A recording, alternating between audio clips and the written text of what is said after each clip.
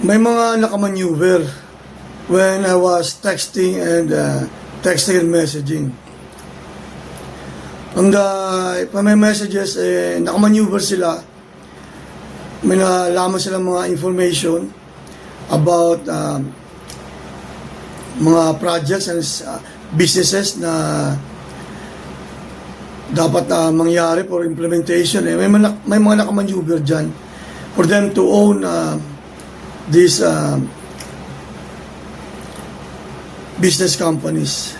Like sabi ko nga yung tie-up, yung merger na PLDT and Smart, may mga nakamaneuver dyan. And other mga companies na to be implemented.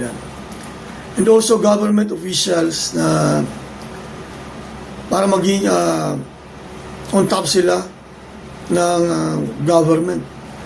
Maging senator sila or presidents or vice presidents as planned in the 70s and 80s.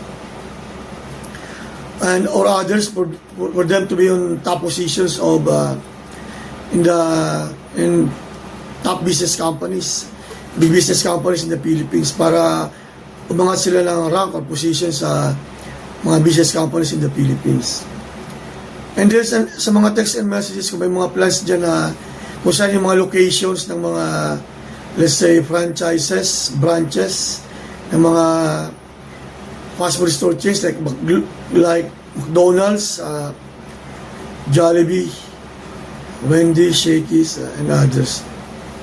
Also convenience stores like Ministop, 7-Eleven. Meron dyan mga nabigyan ng ownerships o naalala nila, nabalita na this guy was messaging or meron nagbe-message about from the 1970s and early 80s na naalala, may mga nakamaneuver dyan. Although we can say na alam nila kung sino ang nagme-message kung ako. Kahit hindi mo nila kung sino na ako, nandiyan sila sa lista, lalapitan sila at sasabihan sila na paglaban nga yung mga implementations niya ng mga branches nga ng mga convenience stores yan and fast food store chains, branches. Para yung mga mag-implement yan, meron din mga project sa tingin ko. Mga funding yan, government funding yan, or government plans yan, in cooperation with the government, meaning, para sa roads and highways nga, cities, urban plans, or rural and urban city plans in the 1970s. May mga plano niya kung saan mga locations na yan, ng mga sa schools and universities, sa police stations, response centers, and mga gasoline stations, commercial buildings na like kasing laki ng Pure Gold, Tungko, San Jose del Monte, Tungko. Ang building niya, commercial building na yan. Yan ang tawag ko before. Ganyan lang kalaki commercial building na ang tawag namin or even commercial complex. Ganyan muna, hindi naglalaki ang SM supermarkets, SM department stores. So, ganyan dati. Mga plus na yan, i-implement yan dahil meron na nga nung Google Maps Street View. Na-implement na yan Google Maps Street View. Binibidyoan yan, 3D, ang daming cameras ng Google Maps, Google Team. Implemented na yung mga yan, kaya lang code word lang na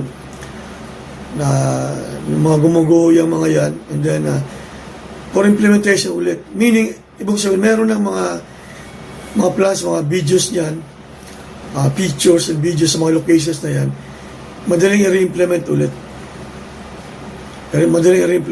Lalo na meron ng Google Maps Street View niyan. Kaya nga sa tingin ko,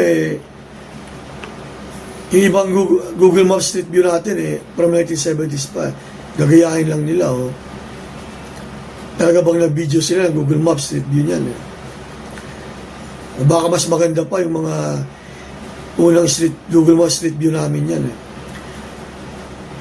na video talaga.